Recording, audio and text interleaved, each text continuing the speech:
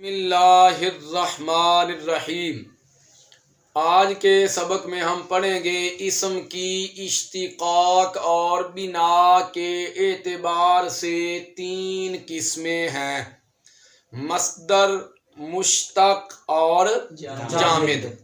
masdar کی کیا تعریف ہے؟ masdar وہ اسم ہے جو فعل کے لیے ماخذ ہو اور وصف پر دلالت کرے۔ مصدر کی کیا تعریف ہے؟ مصدر وہ اسم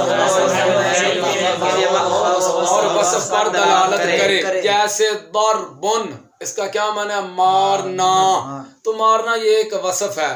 یا مصدر وہ ہے جو خود کسی سے نہ نکلے لیکن اس سے کوئی چیز نکلے، یہ تعریف ہے مصدر کی۔ جیسے ضربن کا کیا معنی ہے؟ مارنا۔ تو ضربن یہ کیا ہے؟ مصدر ہے۔ مصدر کی کیا تعریف ہے؟ مصدر وہ اسم ہے جو فعل کے لیے ماخذ ہو۔ ہم جو فعل مشتق ہوتا ہے نا وہ مصدر سے ہوتا ہے۔ مصدر مشتق من ہو ہے اور فعل کیا ہوتا ہے؟ مشتق ہے۔ تو فعل مصدر کیا ہوئی؟ ماخذ، ٹھیک ہے نا؟ مصدر کیا ہوئی؟ ماخذ۔ مصدر وہ اسم ہے جو فعل کے لیے ماخذ ہو اور وصف پر دلالت کرے۔ یا مصدر وہ ہے جو کسی سے نہ نکلے لیکن اس سے کوئی چیز نکلے۔ مشتق کی تعریف جو بالواسطہ یا بلا واسطہ، جو بالواسطہ یا مصدر سے بنا ہو اور ذات مع صفت پر دلالت کرے، ذات جیسے ضاربن، جیسے اس کا کیا معنی ہے؟ مارنے والا۔ تو اس میں فاعل کو کس سے بناتے ہیں؟ مضارع سے بناتے ہیں، یضربو سے۔ کس سے بناتے ہیں؟ یضربو سے۔ تعریف کر رہے ہیں ہم مشتق کی۔ مشتق وہ ہے جو بالواسطہ یا بلا واسطہ مصدر سے بنا ہو اور ذات مع صفت پر دلالت کرے۔ ضاربن بالواسطہ مصدر سے بنا ہے، بالواسطہ ضاربن کو ہم بناتے ہیں یضربو سے، یضربو کو بناتے ہیں ضربا سے، اور ضربا کو بناتے ہیں مصدر سے۔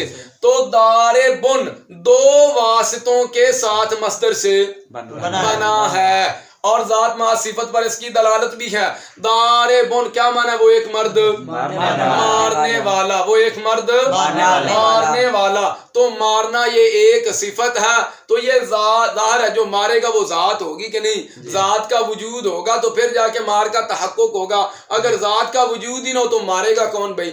ذات کا موجود ہونا ضروری ہے، پھر وہ آگے مارے یا نہ مارے وہ ایک الگ بات ہے، ٹھیک ہے؟ تو مشتق کی تعریف یہ ہے، مشتق وہ ہے جو بالواسطہ یا بلا واسطہ مصدر سے بنا ہو اور ذات مع صفت پر دلالت کرے۔ یا مشتق وہ ہے جو کسی سے نکلے معنی اور مادہ باقی رہنے کے ساتھ۔ دیکھیے ضاربن کس سے بنایا؟ یضربو سے بنایا۔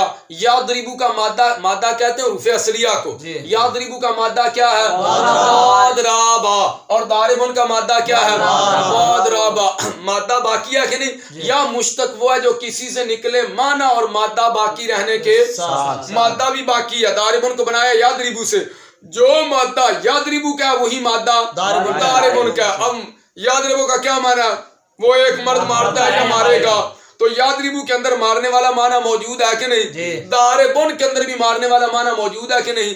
تو ضارب کو بنایا یضربو سے، تو ضاربن بن گیا مشتق اور یضربو بن گیا مشتق من ہو۔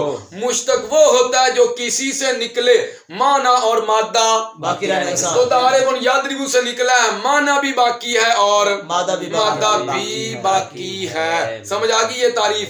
جامد کی تعریف، جامد کی تعریف یہ ہے جو فعل کے لیے ماخذ نہ ہو، جو فعل کے لیے اور خود بھی مصدر سے نہ بنا ہو اور صرف ذات پر دلالت کرے، صرف ذات پر دلالت۔ راجولن جیسے کیا معنی ہے اس کا؟ مرد، ذات پر دلالت کر رہا ہے، یہ جامد ہے، مصدر وغیرہ سے یہ نہیں بنا ہے، ٹھیک ہے؟